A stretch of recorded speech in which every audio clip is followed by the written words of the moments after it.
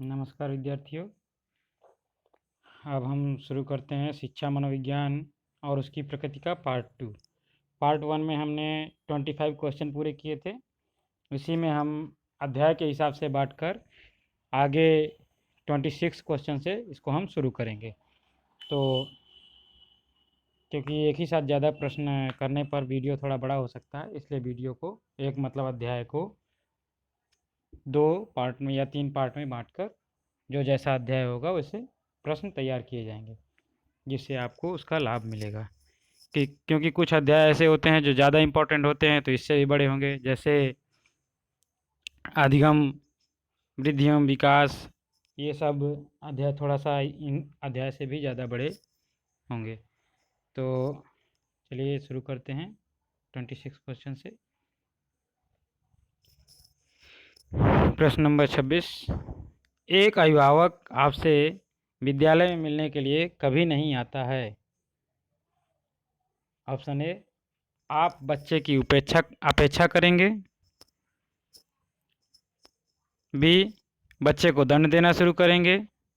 सी, आप स्वयं उनसे मिलने जाएंगे। डी, आप अभिभावक को लिखेंगे। तो यहाँ पर यदि ध्यान से देखा जाए तो जब अभिभावक विद्यालय में मिलने कभी नहीं आते हैं तो उनसे स्वयं शिक्षक को मिलने चला जाना चाहिए। अर्थात ऑप्शन नंबर सी, स्वयं उनसे मिलने जाएंगे, बिल्कुल सही होगा। प्रश्न 27। एक शिक्षक के लिए महत्वपूर्ण है। ऑप्शन ए, कक्षा में अनुशासन बनाए रखना। बी, कक्षा में समयानुवर्ती होना। सी, विद्यार्थियों की कठिनाइयों को दूर करना। डी, एक सुवक्ता होना। तो शिक्षक के लिए जो सबसे महत्वपूर्ण चीज़ होता है वह है विद्यार्थियों की कठिनाइयों को दूर करना। ऑप्शन सी बिल्कुल सही होगा। प्रश्न 28। अपने विद्यार्थियों को समझने के लिए एक शिक्षक में अच्छी जानकारी होनी चाहिए। ऑप्शन ए, बाल मनोविज्ञान की। बी, बच्चों के समझने की प्रवृत्ति की। सी, विषय वस्तु के प्रति विद्यार्थियों के मत की। डी, उपर्युक्त सभी। तो यदि विद्यार्थियों को समझने के लिए अध्यापक को बाल मनोविज्ञान की भी जानकारी होनी चाहिए, बच्चों को समझने की प्रवृत्ति भी अध्यापक में होनी चाहिए, और विषय वस्तु के प्रति विद्यार्थियों के मत को समझने का भी अध्यापक में उस समझ होनी चाहिए, जिससे वह अच्छे शिक्षक के रूप में विद्यार्थियों को समझ सकता है। तो ऑप्शन डी, उपर्युक्त सभी, बिल्कुल सही होगा। आगे बढ़ते हैं। प्रश्न नंबर 29। शिक्षक को मनोविज्ञान की जानकारी उसके शिक्षण कार्य में सहायता कैसे करती है। ऑप्शन ए, उसे योग्य शिक्षक बनाती है।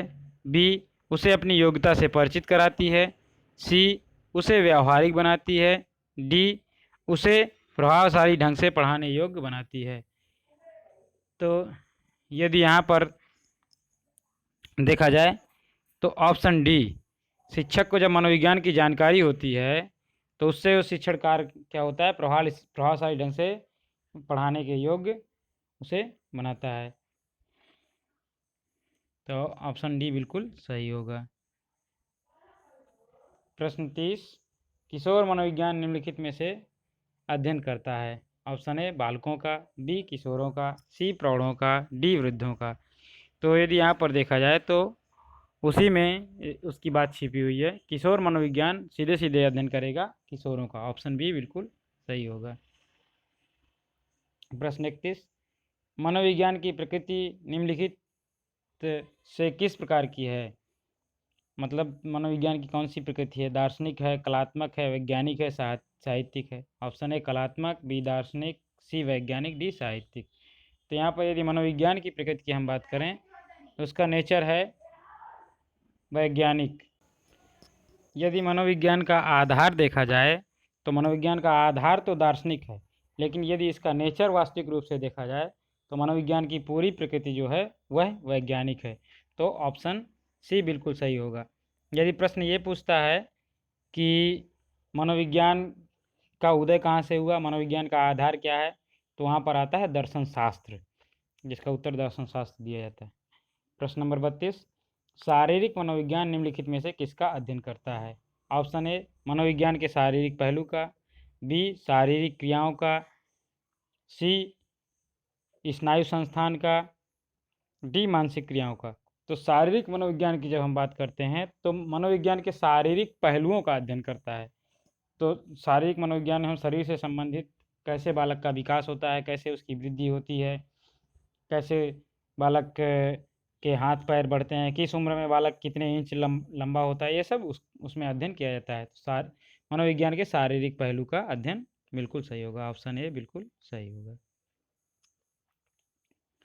प्रश्न 33, मनोविज्ञान निम्नलिखित में से किस प्रकार का विज्ञान माना जाता है? ऑप्शन ए विधायक विज्ञान, बी नियामक विज्ञान, सी ए व बी दोनों। तो यदि हम मनोविज्ञान को देखते हैं तो मनोविज्ञान एक प्रकार का विधायक विज्ञान माना जाता है, क्योंकि इसमें शिक्षण विधियों, अधिगम की विधियों, इन सब विधियों का और विविधताओं का वर्णन किया जाता है और इसको एक नियम के तथा सिद्धांतों के आधार पर चलाया जाता है, इसलिए इसे विधायक विज्ञान मानते हैं। प्रश्न 34, निम्नलिखित में से कौन से मनोवैज्ञानिक मनोविज्ञान की परिभाषा चेतना का विज्ञान के रूप में करते हैं? Option A William Wundt, B James अली, सी विलियम जेम्स, डी उपर्युक्त सभी। यदि यहाँ पर देखा जाए तो जो चेतना के विज्ञान से संबंधित, क्योंकि मनोविज्ञान का जो विकास हुआ था, पहले मन का विज्ञान, फिर आत्मा का विज्ञान, फिर चेतना का विज्ञान, फिर व्यवहार का अध्ययन, इस प्रकार से मनोविज्ञान का विकास हुआ। तो चेतना का मनोविज्ञान कहने वाले, चेतना संबंधित परिभाषा देने वाले मनोवैज्ञानिक जो हैं यह सभी हैं। तो ऑप्शन डी उपर्युक्त सभी बिल्कुल सही होगा। प्रश्न नंबर 35, मानव विभिन्न मनोविज्ञान निम्नलिखित में से किसका अध्ययन करता है? यदि यहाँ पर देखा जाए, ऑप्शन ए व्यक्तिगत विभिन्नताओं का, बी विकास का, सी बुद्धि का, डी व्यक्तित्व का। तो ये ध्यान से समझें तो मानव विभिन्न मनोविज्ञान अर्थात मानव विविधताओं से संबंधित मनोविज्ञान किसका अध्ययन करता है? तो ऑप्शन है व्यक्तिगत विभिन्नताओं का, क्योंकि प्रत्येक व्यक्ति अपने आप में श्रेष्ठ होता है, इसलिए व्यक्तिगत विभिन्नताओं का अध्ययन करता है। आगे बढ़ते हैं। प्रश्न नंबर 36, शाब्दिक अर्थों में साइकोलॉजी से तात्पर्य निम्नलिखित में से क्या है?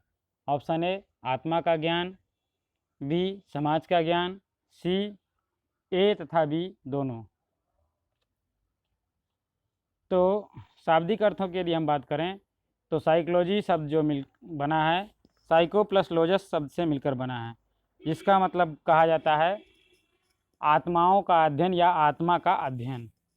तो साइकोलॉजी का जो शाब्दिक अर्थ है वह होगा आत्मा का ज्ञान। ऑप्शन ए बिल्कुल सही होगा,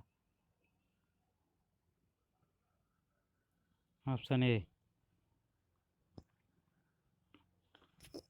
प्रश्न 37, प्रयोगात्मक मनोविज्ञान निम्नलिखित में से किस प्रणाली से व्यवहार का अध्ययन करता है? ऑप्शन ए निरीक्षण का, बी अंतर्दर्शन का, सी प्रयोग का, डी सर्वेक्षण का।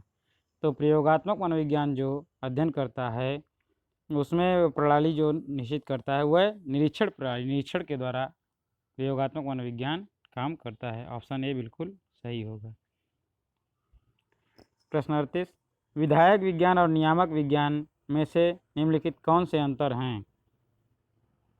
ऑप्शन ए तथ्य अथवा मूल्य, बी है अथवा चाहिए, सी यथार्थ अथवा आदर्श, डी उपर्युक्त सभी। तो विधायक विज्ञान और नियामक विज्ञान में जो अंतर समझ में आते हैं तो वह अंतर पहला है तथ्य अथवा मूल्य। एक विज्ञान बात करता है तथ्यों की, दूसरा बात करता है मूल्यों की। दूसरा जो अंतर समझ में आता है जो है वह एक कहता है यह है, दूसरा कहता है यह होना चाहिए, ऐसा होना चाहिए। एक विज्ञान यथार्थ की बात करता है तो एक विज्ञान आदर्श की बात करता है। अर्थात यहाँ पर विधायक विज्ञान तथ्यों की बात करता है, नियामक विज्ञान मूल्यों की बात करता है। विधायक विज्ञान है की बात करता है, नियामक विज्ञान कहता है यह होना चाहिए या चाहिए। और विधायक विज्ञान उसी प्रकार यथार्थ की बात करता है तो नियामक विज्ञान आदर्श की बात करता है। तो ऑप्शन डी उपर्युक्त सभी बिल्कुल सही होगा। प्रश्न 29, लोक मनोविज्ञान निम्नलिखित में से किसके व्यवहार का अध्ययन करता है? ऑप्शन ए लोक व्यवहार का, बी भीड़ व्यवहार का, सी समूह व्यवहार का, डी उपर्युक्त सभी का। तो लोक मनोविज्ञान जैसे शब्द से ही स्पष्ट है, लोक मनोविज्ञान जो अध्ययन करता है वह लोक व्यवहार का अध्ययन करता है। लोक व्यवहार का मतलब लोगों के एक प्रकार से व्यवहार का अध्ययन। ऑप्शन ए बिल्कुल सही होगा। आगे बढ़ते हैं। प्रश्न 40, स्कूल मनोवैज्ञानिक स्कूल में निम्नलिखित में से क्या कार्य करते हैं? ऑप्शन ए नियंत्रण, बी निर्देश, सी अध्यापन, डी उपर्युक्त सभी। तो स्कूल मनोवैज्ञानिक जो स्कूल में कार्य करते हैं वह नियंत्रण का भी कार्य करते हैं, अर्थात विद्यार्थियों पर नियंत्रण भी रखते हैं, विद्यार्थियों को निर्देश भी देते हैं और अध्यापन भी कराते हैं। तो ऑप्शन डी उपर्युक्त बिल्कुल सभी बिल्कुल सही होगा। प्रश्न 41, मनोविज्ञान प्रारंभ में निम्नलिखित में से किस ज्ञान का अंग था? तो इसकी चर्चा हम पहले ही जैसे कर चुके हैं। ऑप्शन ए दर्शन शास्त्र का, बी तर्कशास्त्र का, सी भौतिक विज्ञान का, डी नीति शास्त्र का। तो हमने इसकी चर्चा पहले ही की थी कि मनोविज्ञान का जो आधार है और मनोविज्ञान कहाँ से उत्पन्न हुआ है वह दर्शन शास्त्र। तो ऑप्शन ए दर्शन शास्त्र का बिल्कुल सही होगा। 42, 20वीं शताब्दी में प्रतिबंध अनुक्रिया पर किस मनोवैज्ञानिक ने महत्वपूर्ण अनुसंधान किया? तो ऑप्शन ए पावलो ने, यहाँ पर प्रतिबंध गलत हो गया, प्रतिबंधित अनुक्रिया, प्रतिबंध शब्द केवल आ गया, कट गया है यहाँ पर। प्रतिबंधित अनुक्रिया पर किस मनोवैज्ञानिक ने महत्वपूर्ण अनुसंधान किया? ऑप्शन ए पावलो ने, बी फ्रांसिस गाल्टन ने, सी विलियम वुंट ने, डी विलियम जेम्स ने। तो यहाँ पर जब हम बात करते हैं अनुबंधित अनुक्रिया या प्रतिबंधित अनुक्रिया या क्लासिकल कंडीशन या शास्त्रीय अनुबंधन का सिद्धांत, तो ये सभी एक ही सिद्धांत हैं अलग अलग नामों के आधार पर। तो यह पावलो ने किया है। ऑप्शन ए बिल्कुल सही होगा। और आप जानते हैं कि पावलो ने किस पर प्रयोग किया था? आगे अभी इसको अधिगम के सिद्धांतों के साथ जब होगा तो इस पर चर्चा विस्तार पूर्वक की जाएगी। प्रश्न नंबर 43, 20वीं शताब्दी में व्यवहारवादी संप्रदाय का जन्मदाता निम्नलिखित में से कौन था? Option A J B. Watson, B Sigmund Freud, C C G. Jung, D Gardner. तो यहाँ पर देखें जो 20वीं शताब्दी में व्यवहारवादी संप्रदाय के जन्मदाता थे वो थे जे.बी. वाटसन। ऑप्शन ए बिल्कुल सही होगा, क्योंकि सिगमंड फ्रायड मनोविश्लेषण के सिद्धांत के जन्मदाता थे, गार्डनर बुद्धि के सिद्धांत के जन्मदाता थे और युंग व्यक्तित्व से संबंधित सिद्धांत देने वाले हैं। प्रश्न 44, 17वीं शताब्दी में साहचर्यवाद सिद्धांत निम्नलिखित में से किसने दिया? ऑप्शन ए डेविड ह्यूम ने, बी बिशप स्कूल ने, सी जॉन लॉक ने, डी उपरोक्त सभी ने। तो 17वीं शताब्दी में जो साहचर्यवाद का सिद्धांत देने वाले थे तो डेविड ह्यूम इस सिद्धांत के प्रमुख जनक थे और उन्होंने इस सिद्धांत को बिशप स्कूल में प्रस्तुत किया था और बिशप स्कूल में इसकी विस्तृत चर्चा करते हुए जॉन लॉक के साथ कार्य करते हुए इस सिद्धांत को प्रस्तुत किया। तो ऑप्शन डी उपरोक्त सभी बिल्कुल सही होगा। प्रश्न 45, 20वीं शताब्दी में मनोविश्लेषण संप्रदाय की नींव निम्नलिखित में से किसने रखी थी? ऑप्शन ए सिगमंड फ्रायड ने, बी सी.जी. यूंग ने, सी अल्फ्रेड एडलर ने, डी करेन हानी ने।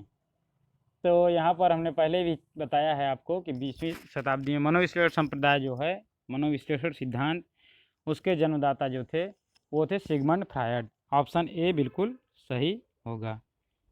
प्रश्न 46, मनोविज्ञान के इतिहास में सबसे पहली पाठ्यपुस्तक निम्नलिखित में से किसने लिखी थी? ऑप्शन ए विलियम जेम्स ने, बी आर.एस. वुडवर्थ ने, सी विलियम मैकडूगल ने, डी N.L. मन ने। तो मनोविज्ञान के इतिहास में जो सबसे पहली पुस्तक लिखने वाले थे वो थे विलियम जेम्स। ऑप्शन ए बिल्कुल सही होगा।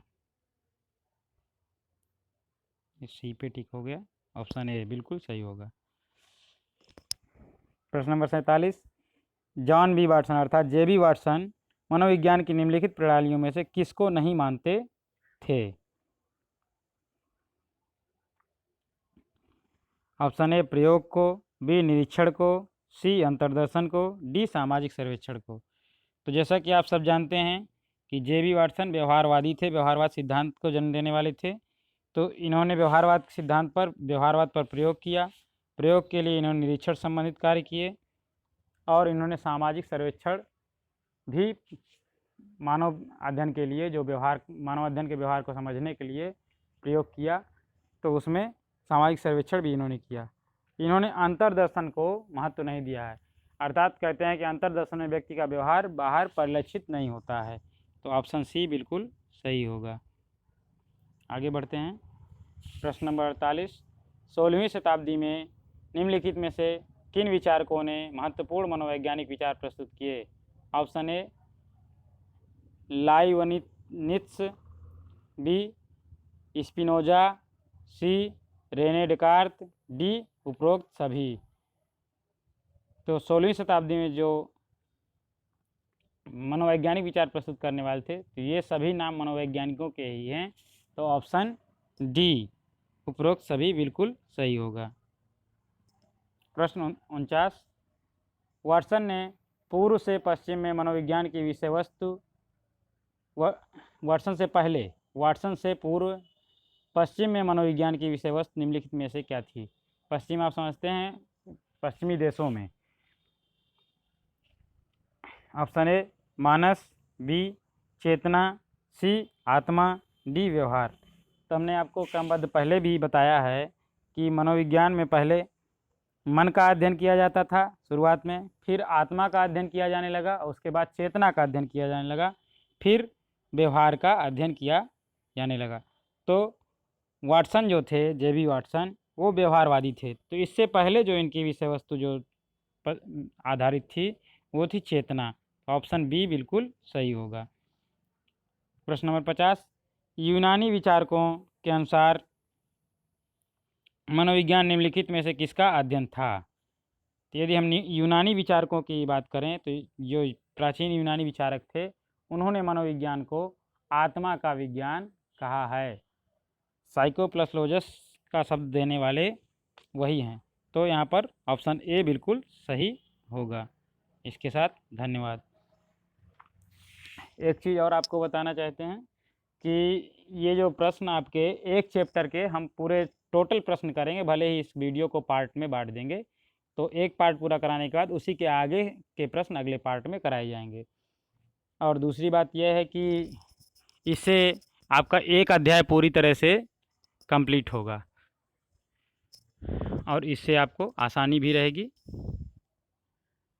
और हमको ये वीडियो बनाने में आसानी रहेगी। इसी के साथ धन्यवाद। और जो भी समीक्षा और सुझाव आप देना चाहें दे सकते हैं।